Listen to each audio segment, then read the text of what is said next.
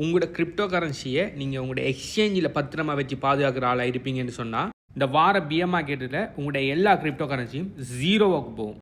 அவ்வளோ கிரிப்டோ கரன்சியையும் நீங்கள் லாஸ் பண்ணுவீங்க. ஏன்னு சொல்லி தெரியணும்னு சொன்னால் இந்த வீடியோ ஃபுல்லாக பாருங்கள். என்னென்ன மாதிரி வாலெட்டெல்லாம் இருக்குது, அதில் என்னென்ன வாலெட்டெல்லாம் செல்ஃப் கஸ்டடினா என்ன, செல்ஃப் கஸ்டடி இல்லாமல் வைக்கிற கிரிப்டோ கரன்சிகள்லாம் என்ன ஆகும்னு சொல்லி எல்லாத்தையுமே இந்த வீடியோவில் ஃபுல்லாக கிளியராக சொல்லியிருக்கிறேன். ப்ளஸ் நம்பர் 1 பெஸ்ட் பிளேஸ் உங்களோட கிரிப்டோ கரன்சியை பத்திரமா யார கண்ட்ரோல்லையும் இல்லாமல் எந்த கவர்மெண்ட் வந்தாலும் சரி, எந்த ஆள் வந்தாலும் சரி, உங்களோட கிரிப்டோ கரன்சிக்கு எந்த விதமான பிரச்சனையும் நடக்காமல் பெஸ்ட்டாக சேஃபாக வைக்கிற இடத்துல டீட்டெயில்ஸையும் இந்த வீடியோவில் சொல்ல போகிறேன். நீங்கள் உங்களோட எக்ஸ்சேஞ்சில் கிரிப்டோ வைக்கிற ஆளாக இருந்தால் கட்டாயம் இந்த வீடியோவை பாருங்கள். ஷுவராக உங்களுக்கு ஒரு முக்கியமான மெசேஜ் வந்து இந்த வீடியோவில் இருக்குது. அப்படி இல்லை, என்ன உங்களுக்கு கிரிப்டோ கரன்சி இந்த பிட்காயின் சம்மந்தமான விஷயமெல்லாம் தெரியாது, எங்கே வாங்குற என்ன விஷயமெல்லாம் சரியான்னு சொன்னால் பெஸ்ட்டான கிரிப்டோ கரன்சி எப்படி சேஃபாக வாங்கலாம், எப்படி கிரிப்டோ கரன்சியை சேஃபாக பத்திரப்படுத்தலாம், எப்படி கிரிப்டோ கரன்சியை மல்டிப்ளை பண்ணலாம் பெசிவ் இன்கம் மூலம், ப்ளஸ் எப்படி அதை ஸ்கேல் பண்ணலாம்னு சொல்லி பிட்காயின் ஹார்வர் சிஸ்டத்தில் எல்லாத்தையுமே 100% ஃப்ரீயாக டீச் பண்ணிக்கேன். அது எப்படி எடுக்கிறேன்னு சொல்லி இந்த வீடியோட எண்டில் சொல்கிறேன். ஏன் எக்ஸ்சேஞ்சில் இருக்கிற ஃபண்டெல்லாம் சேஃப் இல்லைன்னு தெரிகிறதுக்கு முதல் உங்களுக்கு கிரிப்டோ கரன்சியை பாதுகாத்து வைக்கிற வாலெட்ஸில் என்னென்ன மாதிரியான வாலெட்ஸ்கள் இருக்குங்கிற விஷயம் வழங்கணும். அதுக்கு முதல் கிரிப்டோ கரன்சி வாலெட்ஸ் என்னென்னு சொல்லிடுறேன். கிரிப்டோ கரன்சியால் பாதுகாப்பாக வைக்கக்கூடிய இடங்கள், நீங்கள் எப்படி உங்களோட பேப்பர் கரன்சியலான எல்கேஆர் இருக்கட்டும், கனடியன் டாலர்ஸ் இருக்கட்டும், யூஎஸ் டாலர்ஸ் இருக்கட்டும், அதை பாதுகாப்பாக வைக்கிறதுக்கு நிறைய டைப்ஸ் ஆஃப் வாலெட்ஸ்கள் இருக்குது. நீங்கள் பேங்க்கில் வைக்கலாம், இல்லாட்டி உங்களோட வீட்டில் இருக்கிற ஐஎன்சிஎஃப்பில் வைக்கலாம், அப்படி இல்லைன்னு சொன்னால் உங்களோட பாக்கெட்டில் நீங்கள் கேரி பண்ணுற வாலெட்டில் வைக்கலாம், ஹேண்ட்பேக்கில் வைக்கலாம், அப்படின்னு சொல்லி நிறைய இடங்களில் உங்களோட பேப்பர் கரன்சியை வைக்கலாம் தானே. அதே மாதிரி கிரிப்டோ கரன்சிகளையும் வைக்கிறதுக்கு, அதை பாவிக்கிறதுக்கு நிறைய டைப்ஸ் ஆஃப் வாலெட்ஸ்கள் இருக்குது. அப்படியான வாலெட்ஸ்களை நார்மலாக பார்த்தீங்கன்னு சொன்னால் 5 ஃபேமஸான கேட்டகரியில் பிரிக்கலாம். இது தாண்டி 2-3 கேட்டகரி இருக்குது. ஆனால் இந்த 5குள்ளேயுமே அநேகமாக எல்லா வாலெட்ஸ்களையும் நம்ம கேட்டகரைஸ் பண்ணலாம். முதலாவது ஹாட் வாலெட். ஹாட் வாலெட் என்ன அர்த்தம்னு சொன்னால், அந்த வாலெட் பார்த்தீங்கன்னு சொன்னால் எப்போயுமே இன்டர்நெட் ஆக்சஸ் இருந்துக்கிட்டே இருக்கும். இப்படி இன்டர்நெட் ஆக்சஸ் இந்த ஹாட் வாலெட்டில் இருக்கிறதால எப்போ வேணுனாலும் அந்த இன்டர்நெட் கூடாக ஒரு ஹேக்கிங் ஒன்று நடக்கக்குள்ள உங்களோட வாலெட்டை சீட் ஃப்ரேஸ், உங்களோட வாலெட்டை ப்ரைவேட் கீஸ் காணத்து போகிறது சான்ஸ் இருக்குது. அதாவது யாருன்னா ஹேக் பண்ணுறது சான்ஸ் இருக்குது. அப்படி ஹேக் பண்ணாங்கன்னு சொன்னால் உங்களோட வாலெட்டுக்கு இருக்கிற ஃபண்டுகளை ட்ரைன் பண்ணுறதுக்கு நிறைய சான்ஸ் இருக்குது. ரெண்டாவது கோல்டு வாலெட்டுன்னு சொல்கிறேன். கோல்டு வாலெட்டுன்னு என்னென்னு சொன்னால், அந்த உங்களோட கிரிப்டோ கரன்சி வாலெட்டை ப்ரைவேட் கீ பார்த்தீங்கன்னு சொன்னால் ஒரு இன்டர்நெட் ஆக்சஸ் இல்லாத ஒரு ஃபிசிக்கல் டிவைஸ் ஒன்றில் சேமித்து வைப்போம். இதை தான் ஹார்ட்வேர் வாலெட்டுன்னு சொல்கிறோம். ஒரு ஃபிசிக்கல் டிவைஸ் ஒன்றில் இருக்கும், அதை இன்டர்நெட் ஆக்சஸ் இருக்காது. ஸோ இன்டர்நெட் மூலமாக ஒரு ஹேக் பண்ணி உங்களோட ப்ரைவேட் கீயை களவு எடுக்கிறதுக்கு முடியாது. நீங்கள் டே டு டே பாவிக்கிற கிரிப்டோ கரன்சியில் நீங்கள் ஹாட் வாலெட்டில் வச்சுக்கொள்ளலாம். ஆனால் நீங்கள் லாங் டைமுக்கு மிகவும் பத்திரமா வைக்கிற வேண்டிய கிரிப்டோ கரன்சியில் நீங்கள் இங்கே வைக்கணும்னு சொன்னால் கோல்டு வாலெட்டில் தான் வைக்கணும். அப்போ கோல்டு வாலெட்டில் இன்டர்நெட் ஆக்சஸ் இல்லாட்டி எப்படி நம்ம அதுக்குள்ளே இருக்கிற பணத்தை வெளியில் எடுக்கிறேன்னு சொன்னால், அந்த கோல்டு வாலெட்டுக்குள்ளே ப்ரைவேட் கீயை மட்டும்தான் நம்ம ஃபிசிக்கல் டிவைஸில் வைப்போம். அதுக்குள்ளே எவ்வளோ பணம் இருக்குதுங்கிற விஷயமெல்லாம் உங்களோட ஃபோன் இல்லை ஆப்லேயோ அப்படி கம்ப்யூட்டர் இதுலேயோ வெப்சைட்லேயோ தான் இருக்கும். ஸோ உள்ளுக்கு ஃபண்டை கொண்டு வரதுக்கு எந்த வித பிரச்சனையும் இல்லை. நீங்கள் பப்ளிக் கீயை கொடுத்து ஃபண்டை கொண்டு வரலாம். ஆனால் ஃபண்டை உள்ளுக்கு இருந்து கோல்டு வாலெட்டுக்கு வந்து வெளியே எடுக்கணும்னு சொன்னால் உங்களோட அந்த ஃபிசிக்கல் டிவைஸில் வச்சு நீங்கள் சைன் கொண்டு பண்ணணும்.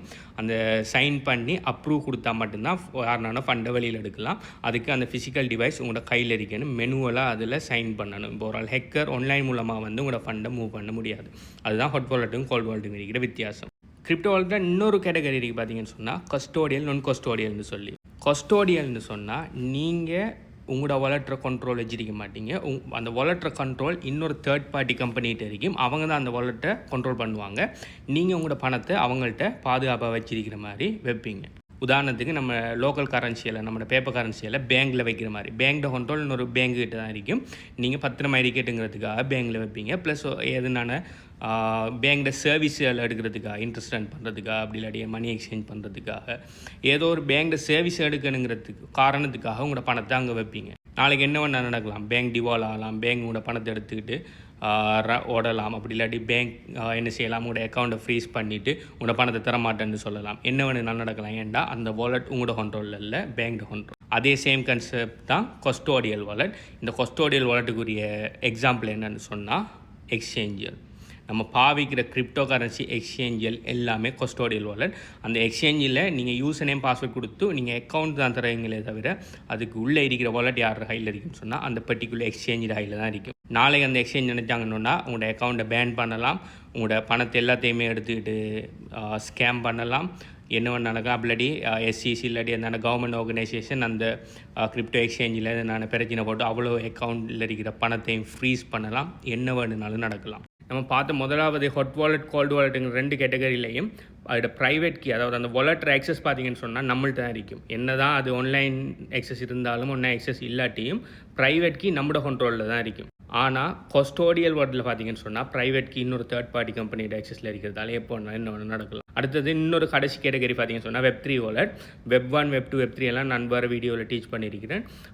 Web3 வாலெட்டுங்கிறது நீங்கள் உங்களோட டேட்டாவை, அதாவது ஆன்லைனில் இருக்கிற டேட்டாவை நீங்கள் வாலெட்டில் ஓன் பண்ணுவீங்க.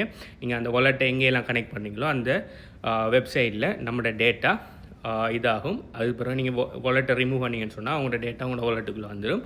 வெப்சைட்டில் உங்களோட டேட்டா ஓன் பண்ண மாட்டாங்க. அதுதான் Web3 வாலெட். Web3 வாலெட்டை பார்த்தீங்கன்னு சொன்னால் ஒரு ஆன்லைன் வாலெட், ஆனால் அது பார்த்தீங்கன்னு சொன்னால் நான் கஸ்டோடியல் வாலெட், அது கஸ்டோடியல் வாலெட் இல்லை. ஸோ இதுதான் wallet category.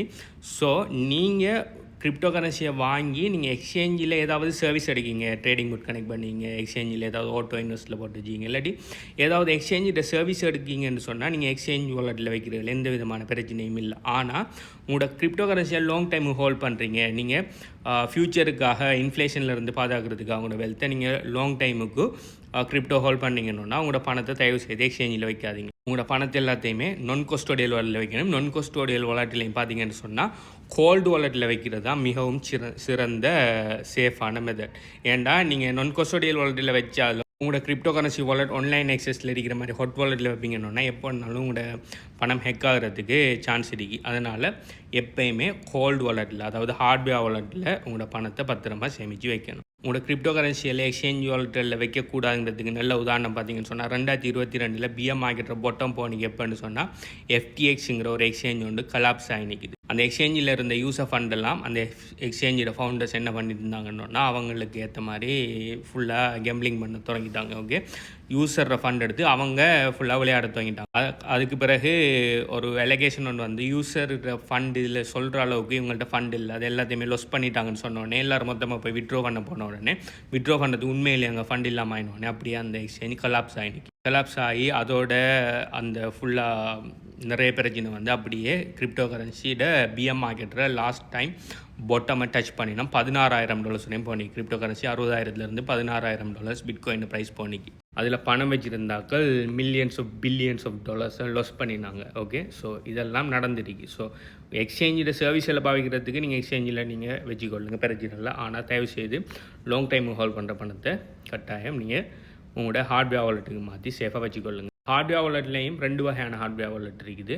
Seat hardware wallet, seedless hardware wallet. என்னை பொறுத்த வரைக்கும் சீட்லெஸ் ஹார்ட்வேர் வாலெட்டில் பார்த்தீங்கன்னு சொன்னால் இன்னும் சேஃப். ஏண்டா சீட் ஃப்ரேஸ்ன்னு ஒரு விஷயம் ஒன்று நம்ம எழுதி வைக்க தேவையில்ல. நாளைக்கு அந்த எழுதி வைக்கிற விஷயம் காணத்தான் அது அடுத்த பிரச்சனை. அதனால் சீட்லெஸ் ஹார்ட்வேர் வாலெட் எடுக்கக்குள்ள 2-3 டிவைஸ் இருக்குது. அந்த 2-3 டிவைஸை வேறு இடத்த பத்திரமா வச்சிங்கன்னு சொன்னால் நாளைக்கு 2 ஒத்தன்டிகேஷன் இல்லாமல் யாராலையுமே அந்த வாலெட்டுகளில் எடுக்க முடியாது.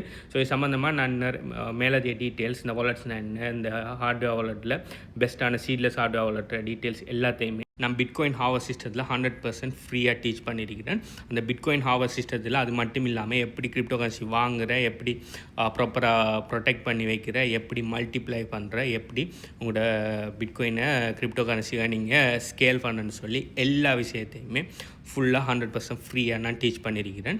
ஸோ நீங்கள் பிட்காயினுக்குள்ளே பிகினராக இருப்பீங்கன்னு சொன்னாலும் சரி, அப்படி பிட்காயினில் நிறைய ஏர்ன் பண்ண நினைக்கிற ஆளாக இருப்பீங்களான்னு சொன்னாலும் சரி, நீங்கள் ஆல்ரெடி பிட்காயின் வச்சுருங்க, எடிஷனல் இன்கம் ஒன்று எடுக்கணும்னு சொல்லி நினைக்கிற ஆளாக இருந்தாலும் பிட்காயின் ஹார்வெஸ்ட் சிஸ்டம் உங்களுக்கு நல்ல பெஸ்ட்டான ஒரு சிஸ்டமாக. ப்ளஸ் இந்த சிஸ்டத்தில் பார்த்தீங்கன்னு சொன்னால் நீங்கள் ஃபுல்லாக ஒயிட் லெவல் பண்ணி இந்த சிஸ்டத்தை உங்களோட ஓன் சிஸ்டமாக எடுத்து நீங்கள் ஸ்கேல் பண்ணுறதுக்கும் ஒரு விஷயம் ஒன்று மேலே வச்சுருக்கேன். ஸோ இது சம்மந்தமான மேலே டீட்டெயில்ஸ் வேணும்னு சொன்னால் ஏன் உங்களுக்கு அந்த பிட்காயின் ஹார்வெஸ்ட் சிஸ்டம் வேணும்னு சொல்லி கீழே கமெண்ட் பண்ணுங்கள். உங்களோட ரிக்வஸ்ட் பெஸ்ட்டான ரிக்வஸ்ட் ஆகிருக்குன்னு சொன்னால் அந்த பிட்காயின் ஹார்வெஸ்ட் சிஸ்டத்தை எங்கே எடுக்கிறேன்னு சொல்லி ஃபுல் டீட்டெயில்ஸை தாரேன். ஏன் உங்களுக்கு அந்த பிட்காயின் ஹார்வெஸ்ட் சிஸ்டம் வேணும்னு சொல்லி கீழே கமெண்ட் பண்ணுங்கள். ப்ளஸ் நீங்கள் உங்களோட கிரிப்டோவை எக்ஸ்சேஞ்சில் வச்சுட்டீங்களா இல்லாட்டி செல்ஃப் கஸ்டடியில் வச்சுட்டீங்களான்னு சொல்லி கீழே கமெண்ட் பண்ணுங்கள். பை.